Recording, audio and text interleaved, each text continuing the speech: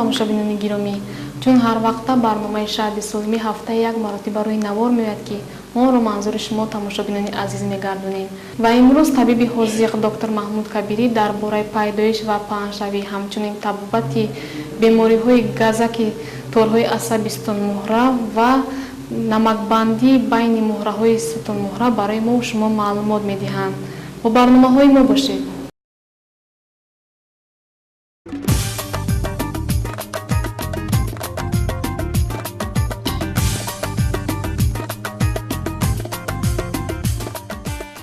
муҳтарам Маҳмуд Кабирӣ, газаки торҳои асаби сутунмуҳра ва намакгирӣ байни муҳраҳои сутунмуҳра ё ба истилоҳи тиббӣ радикулит ва остихондроз чӣ гуна беморианд? Бемории сутунмуҳра аз он ҷумла газаки торҳои асабиён ба намакбандӣ дар тиб мавқеи хоса дорад. ин дар натиҷаи вайроншавии гардиши хун дар капиллярҳои хурди ки ба сутунмуҳра хунро мебаранд ва дар натиҷаи ҳарорати паст дар атрофи торҳои асаб пайдо шудан ба вуҷуд мебиёяд. ва албатта назарияҳо гуногунанд. дар натиҷаи он ки ин беморӣ рух мезанад, яке мубодилаи моддаҳоро дар обу намак мебинад, дигаре инро аз ҳисоби бемориҳои инфексионӣ мегӯяд. ҳаст фарзияе ки ҳанӯз дар замони шӯравӣ буд ки чунин бемориҳо аз ҳисоби шиддати майнаи сар ва мондашавии асаб пайдо мешаванд. ва албатта мо фарзияи худро пешниҳод кардаем ки дар рисолаҳои илмии мо дард шудааст. бо мо бемории газаки торҳои асабро ва оҳиста он бурда ба ҷамъшавии навак оварда мерасонад ки диски байни муҳраҳоро вайрон мекунад.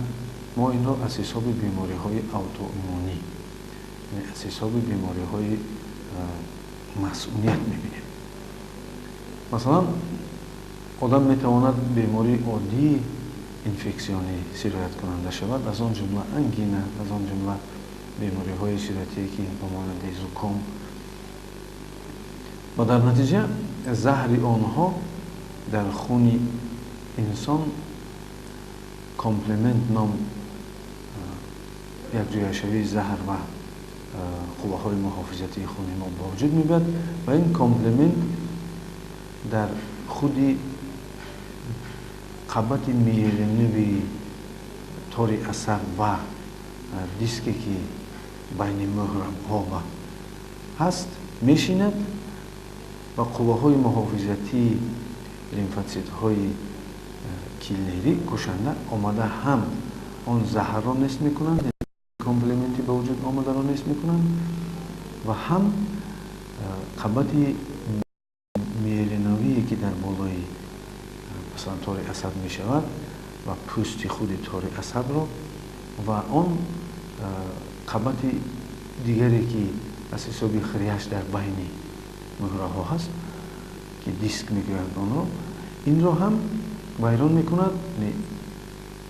процесси вайроншавии онҳо сабабгори он мешавад ки дар торҳои асаб газак пайдо мешавад ва дар худи сутунмуҳра бошад ҷои холигӣ хурдашударо сиришти инсон аз ҳисоби намаки калси пур мекунад. сабаби асосии пайдошавии ин беморӣ дар чист? сабаби асосии бемориҳои газаки торҳои асаб ин мондашавии асаб, бемориҳои сирояткунанда ки заҳри онҳо такшим мешавад,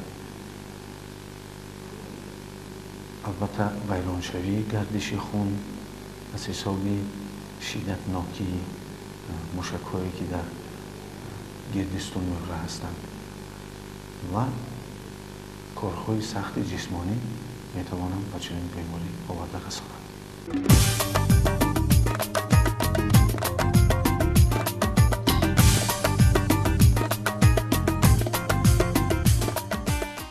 ин беморӣ чӣ гуна аломатҳо дорад? علامت‌های اساسی این بیماری درد، سست شدن یا که در یک محدودیت آوردن حرکتی دست یا پا یا میان یا گردن، وقتی دست رساندن به خطی که در بریستون مهره هست درد را حس کردن یا ناراحتی حس کردن و بسیار وقت علامت‌های این بیماری در درد سر، درد دستان، درد بین قبوله‌ها، در ناراحتی نفس یا که دردهای ناراحت کننده در قفس سینه و درد در پای‌ها دیده می شود. طبابت این بیماری چگونه است و چه خیل راه‌های پیشگیری دارد؟ این بیماری خوشبختانه طبابت شونده است و چخیلی که می‌بینیم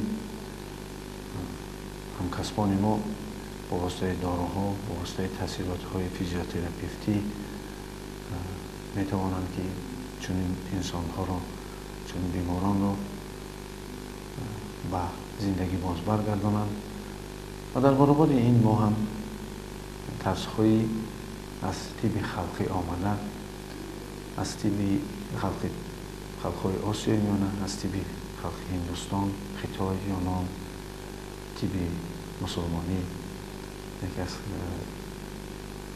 دوره‌های قدیم هنوز این بیماری دیده میشد و تفاوت‌های گوناگون دارد. ما چنین پیشنهاد میکنیم که بهترین واسطه تفاوت این بیماری، البته بعدی اگر که بیماری شدیدش باشد، این دارو و درمان و در بیمارخانه خوابیدن است وقتی که بیماری شدید خروج میکند. ولی اگر بیماری شدیداً خروج نکند که در هر حال ما هم در وقتی شدید خروج کردن بیماری میتوانیم که بلاکاده کنیم، درد را محکم کنیم که دیگر عذاب نتید. ولی خوبترش آن است که ما ماندشوی عصبی انسان، شدت‌های معینه سری او را برطرف کنیم تا اینکه گردش خون در تارهای عصب درست شود. ما استفاده میبریم مخصوص سیانس‌های طاقتی را، تاثیرات‌های مخصوص به معینه سر.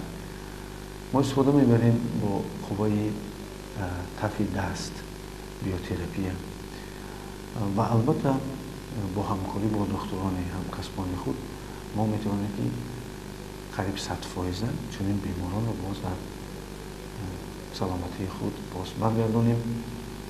ولی اگر علامتی کرختی سخت در دست یا پای باشد، آن وقتی که چوره گریجه می شود، البته در این حالت ما میتوانیم که در مدت 40 روز به این کس کمک رسانیم و این کرختی را برطرف کنیم و سیریش را مجبور کنیم که نمک و بسته را آب کنند، ولی بسیاری اولاتر میدانند که جراحی کنند و این هم یکی از واسطه هایی است که اگر از حد گذشته باشد مجبورن جراحی کنند.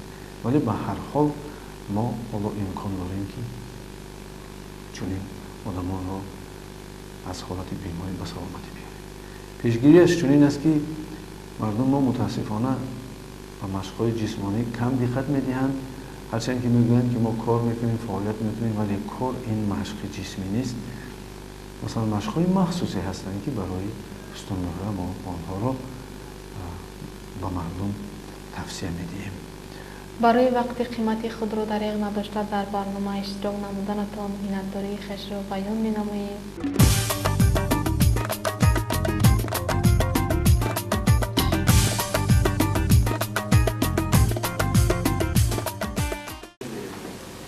بینندگان گرامی، این بود برنامه امروزه شهید سلیمی که ما درباره بیماری گزک تارهای عصبی استان‌مهره و نمکبندی بین مهره‌های استان‌مهره برای شما معلومات دادیم.